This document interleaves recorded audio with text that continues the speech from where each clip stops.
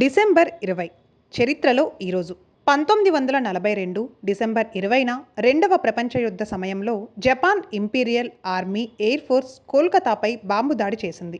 ఈ దాడిలో నగరంలోని పలు ముఖ్యమైన భవనాలు ధ్వంసమయ్యాయి.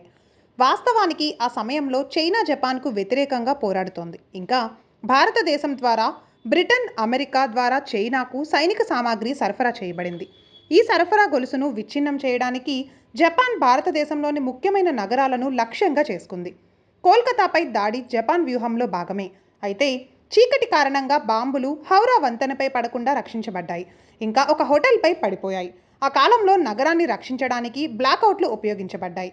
అలాగే శత్రువుల దాడి నుండి రక్షించడానికి అనేక ముఖ్యమైన భవనాలకు నలుపు రంగు వేయబడ్డాయి. 1942, 1944 మధ్య జపాన్ కోల్కతాపై అనేక దాడులను ప్రారంభించింది. దీని ప్రధాన లక్ష్యం యుద్ధ సామాగ్రి సరఫరాను నిలిపివేయడం.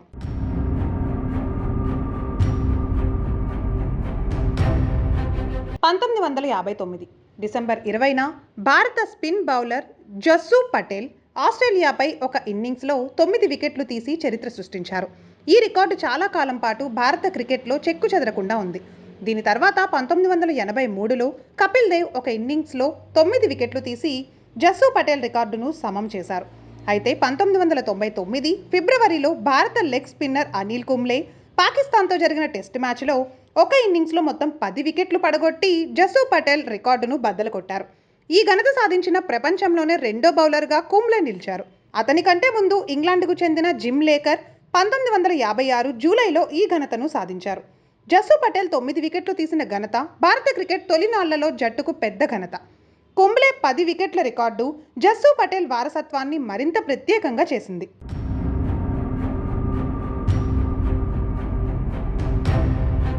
Defence research and development organisation DRDO అభివృద్ధి చేసిన పినాక క్షిపాణి వ్యవస్థను 2019 డిసెంబర్ 20న ఒడిశా తీరంలో విజయవంతంగా పరీక్షించారు.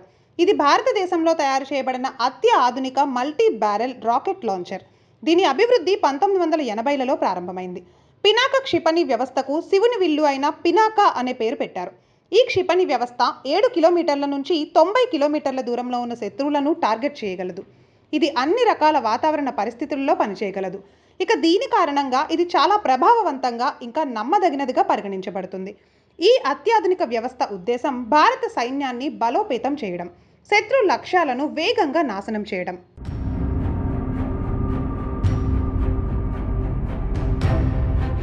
1988 డిసెంబర్ 20న కనీస ఓటింగ్ వయస్సును 21 సంవత్సరాల నుండి 18 సంవత్సరాలకు తగ్గించే రాజ్యాంగ 61వ సవరణ బిల్లును రాజ్యసభ ఆమోదించింది. ఈ చారిత్రాత్మక నిర్ణయం యువతకు దేశ ప్రజాస్వామ్య ప్రక్రియలో పాల్గొనే హక్కును కల్పించింది. ఇంకా వారి ఓటు హక్కును వినియోగించుకుంది. ఈ సవరణ భారత ప్రజాస్వామ్యాన్ని మరింత కలుపుకొని పోయేందుకు ఒక ముఖ్యమైన అడుగు. దీని ద్వారా దేశంలోని యువ పౌరులు తమ అభిప్రాయాలను అలాగే అభిప్రాయాలను వ్యక్తీకరించే హక్కును కూడా పొందారు. ఇది భారత రాజకీయాల్లో విధాన నిర్ణయాలలో వారి భాగస్వామ్యాన్ని పెంచింది. ఈ సవరణ తర్వాత 18 సంవత్సరాల వయసు గల వారు కూడా ఎన్నికలలో ఓటు వేయడానికి అర్హులయ్యారు. భారతీయ ఓటర్ల సంఖ్య గణనీయంగా పెరిగింది. భారతదేశం ప్రజాస్వామ్య నిర్మాణాన్ని బలోపేతం చేయడం మరియు దేశ పురోగతిలో చురుకైన పాత్ర పోషించేలా యువతను ప్రేరేపించే లక్ష్యంతో ఈ మార్పు చేయబడింది.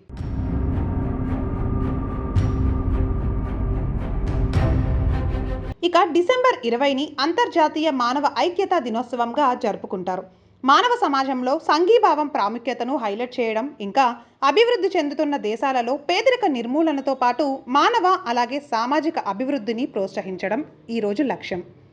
ఈ రోజును ఐక్యరాజ్య సమితి 2005 డిసెంబర్ 22న ప్రకటించింది. ఇంకా అప్పటి నుండి ప్రతి సంవత్సరం జరుపుకుంటున్నారు.